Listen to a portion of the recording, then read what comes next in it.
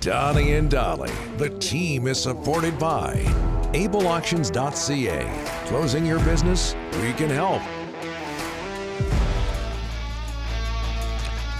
A reminder, we'll be talking about Emily Sanchez in a couple of minutes. Rick? Oh. Stop that. It took 30 seconds to kick in. I know, but that's an off-the-air joke, Donnie. Come on, you can't bring that on the air. All of our guests today, including Craig Button, are brought to you by the Waddling Dog Pub. Their 50-seat patio is open 7 days a week with the new menu coming soon, featuring the Donnie and Dolly cocktail. Emily Sanchez had one the other day. She loved it.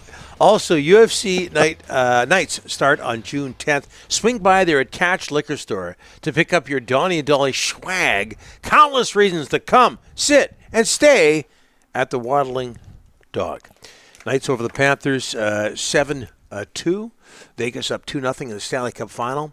Here to talk about that and more hockey matters, TSN Scouting Director Craig Button. Craig, thanks for doing this, sir. How are you? I'm good, Donnie. I have a question for you off the top. You've been in broadcasting for a long time. Have you ever had to stiff-arm somebody to keep them away from your FaceTime? Well, you know what? We're going to get into that story in our next segment, as a matter of fact, but it's happened to me. I would imagine it's happened to you as well. No, usually I got to hold the people off. They want to throw bouquets and roses at me. Yeah, sure. Yeah, you know what? I can't remember one time when I was in a situation like that. I remember. And you think these big shot companies would think, how about some security? Yeah. Hey, help a guy out here. Because last time I checked, oftentimes at sporting events, liquor is served. It's not a good combination when you throw broadcasting into the mix as well. Hey, Craig, what did the Quebec Ramparts show you at the Memorial Cup, which you were at? I would say pretty much complete and thorough domination. And, when you come to the Memorial Cup, you're a good team as a league champion, and certainly Kamloops Blazers as the host team were a very strong team.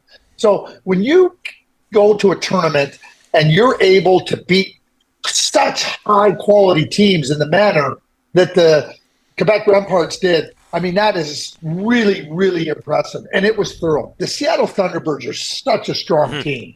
They scored 1 goal in 2 games versus the Quebec Ramparts and never were able to put a dent into them. They just weren't. And it wasn't from lack of trying or competitiveness or even process. Like they were trying to do things that they'd had lots of success with. But they came up against an opponent that just didn't allow them to get a footing into the game. And certainly when you watch a team play that well, and a team and a group of players that all the way through their lineup just delivered in so many different ways, smartly, competitively, and obviously in a championship way, really, really impressive. The last team, and this is not a knock against anybody else that's played in this tournament or any teams, but the last team that I saw this well, like when I see a team that was so thorough and so dominant, was the London Knights in 2016, and it took them to overtime to win the tournament. This victory by the Quebec Ramparts was just a little bit better than that, but just really impressive by Patrick Roy and his group. So you mentioned the word team 3 or 4 times there, Craig. That speaks to coaching, which leads to Patrick Roy. Can you see him getting back to the National Hockey League, Craig? Well, so there's 2 parts to that. So the first part, I believe that if Patrick Roy wants to go back to the NHL, then certainly a team should be looking at him very seriously. We know Patrick is a fiery competitor. And when he left playing, he went back to junior hockey with the Ramparts, and he was a fiery coach. Came back to the NHL, a very outwardly fiery coach. He went back to Quebec after a stint in Colorado, and I see no less fire, no less competitive spirit in him, but somebody that's a little bit more tempered in his approach. He took this young group of players, and they were young. When he first started with this group, they were young. They were 16 and 17. He nurtured them. He helped them understand what they were capable of doing individually, and then he formed a collective that made him such a powerful and strong team.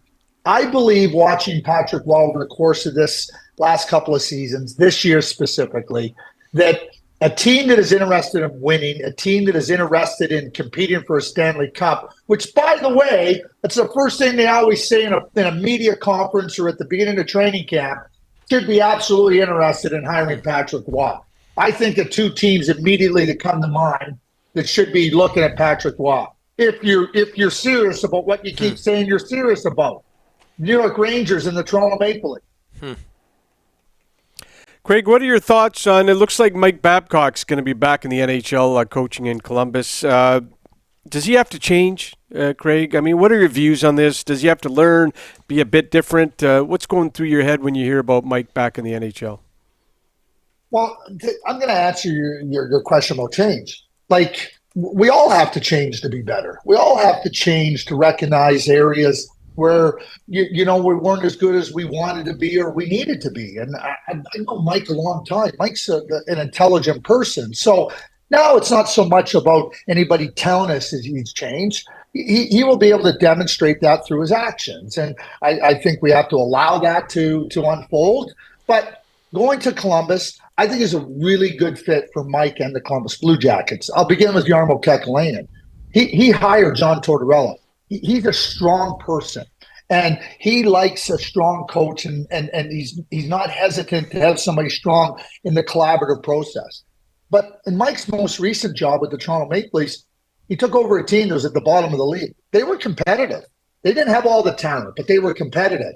And then as the younger players came in, he helped them find their game. He helped the team, move to increasingly more successful levels of play, certainly during the regular season.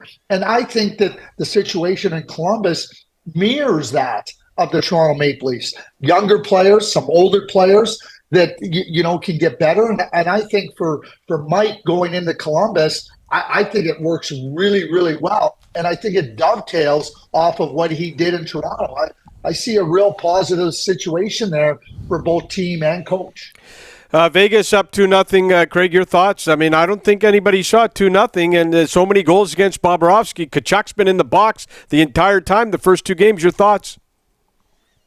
My thoughts is that the Florida Panthers, when they played Boston, I mean, we know what Boston did during the regular season, but they were a beat-up team when they got to play Florida. So I give Florida full marks. Don't get me wrong. They deserved everything. They played really good against the Toronto Maple Leafs and really good against the Carolina Hurricanes. This is a different animal. What I see right now in the Florida-Vegas series is what I saw in the Toronto-Florida series. Toronto never figured out who they were playing against until it was much too late.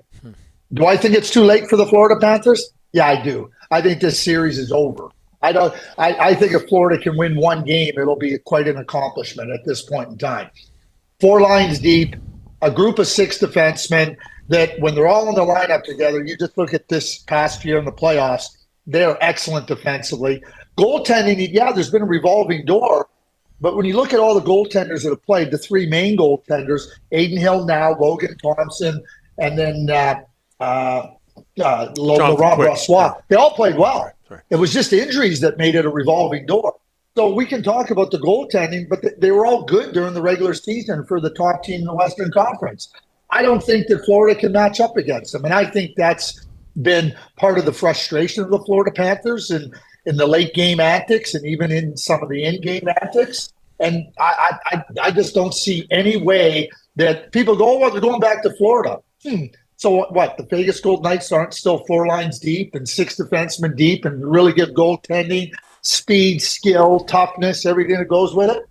Yeah, I don't see any outcome for the Florida Panthers to be successful at the end of this series. Yeah, and I believe you tweeted out the word overmatched yesterday, Craig, and I couldn't agree with you more, at least through 2 games. Very quickly, Craig, Aiden Hill, I think it might surprise a lot of people. He's in his 3rd organization. He, drafted by the Coyotes, went on to the Sharks, and on he goes to the Knights. What did you think of him when he first broke into the NHL, when he was a prospect? Well, he was a prospect with Arizona Coyotes, and he was a good prospect. But, he's another cautionary tale is that, you start to see the age when they start to get that semblance of order in their game. It's not about talent, in my view, Donnie. Goaltenders at a young age, they show talent. That's why they get drafted. But now they got to take that game and refine it. They got to refine it technically. They got to refine their just that sense of confidence, that goals that went in that maybe shouldn't have gone in bother them. And that takes time. I mean, pitchers have to learn how to pitch. Goaltenders have to learn how to goaltend. And I think what you're seeing with Aiden Hill is exactly that. But he's not the first one. He won't be the last one. And the cautionary tale is be careful about trading a goaltender, in his mid-20s or, if he hasn't shown enough. If you believe in him, keep working with him because the good, talented goaltenders, they find a way to get to the other side and be successful. This is how much money Craig is making. Not one interruption during that entire hit. Obviously, he has security at home to keep away unruly fans, right? Straight arm. I'm straight arming them now. You don't see them all in the picture, but I'm keeping them away. Yeah. You've got help, I'm sure. Okay, Craig, thanks so much. We'll talk to you next week. Yeah, thanks, you guys.